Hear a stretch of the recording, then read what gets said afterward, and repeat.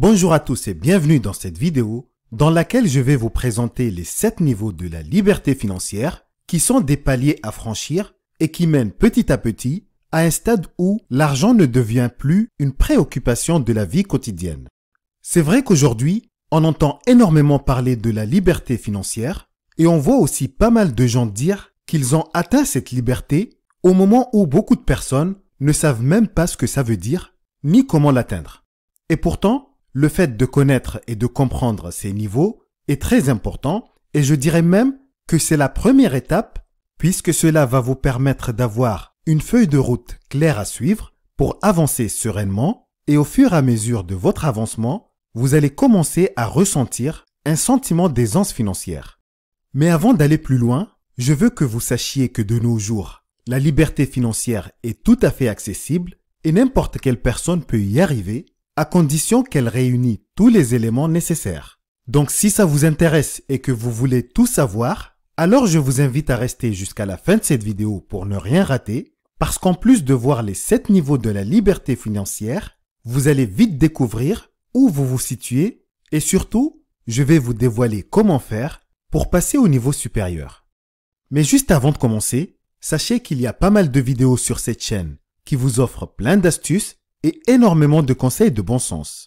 Je fais aussi de nouvelles vidéos pour enrichir vos connaissances et pour vous inciter à développer vos compétences.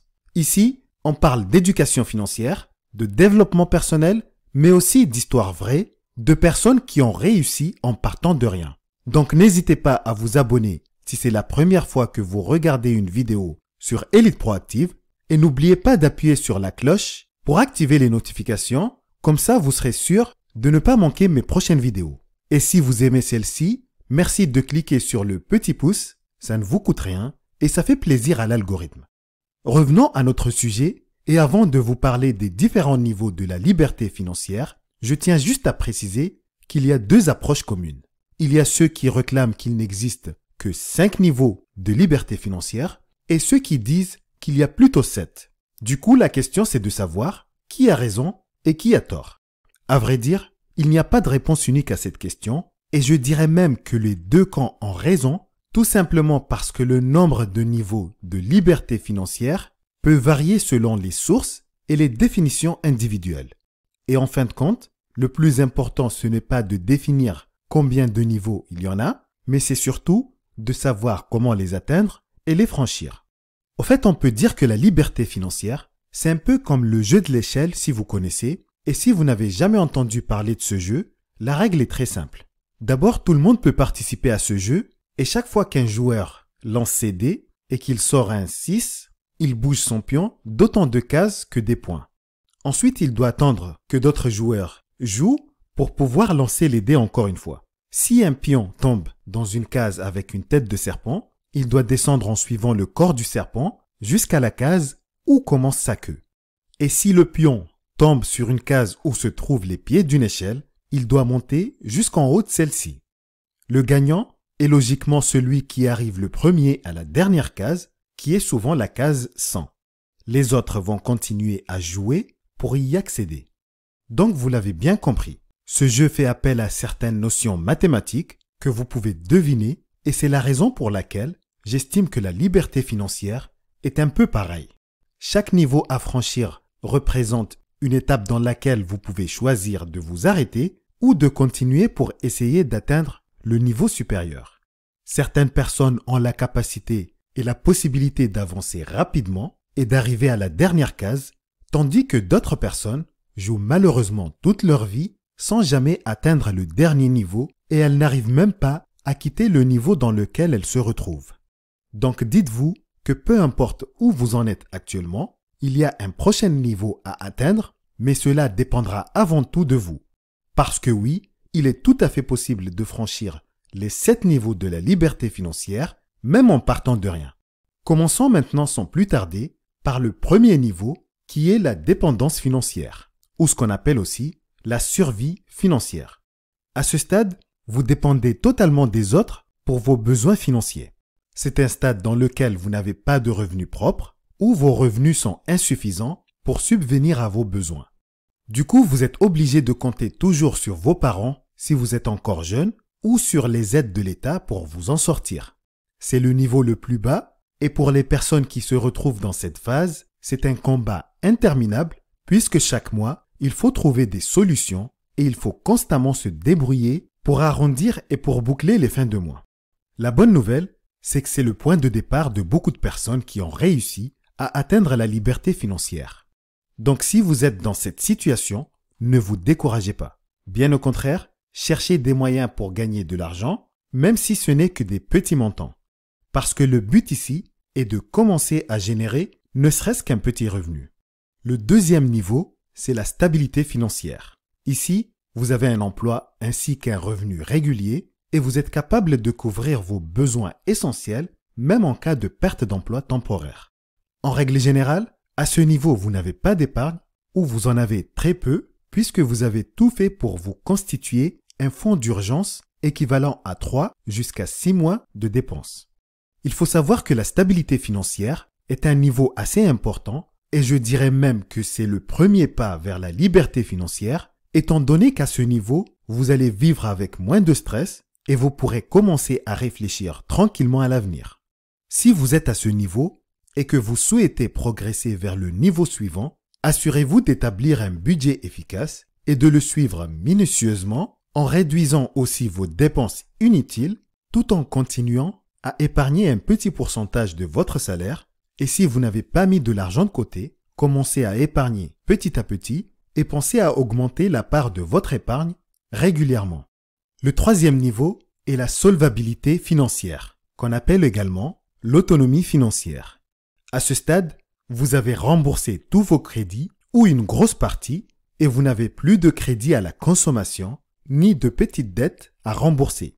Votre épargne vous permet de couvrir vos dépenses pendant au moins 1 an et vous êtes serein puisque vous savez que votre fonds d'urgence peut vous aider à faire face aux imprévus. En plus, vous commencez à investir activement pour atteindre vos objectifs financiers. Et c'est à ce niveau que vous commencez à entrevoir la possibilité d'une vie plus libre.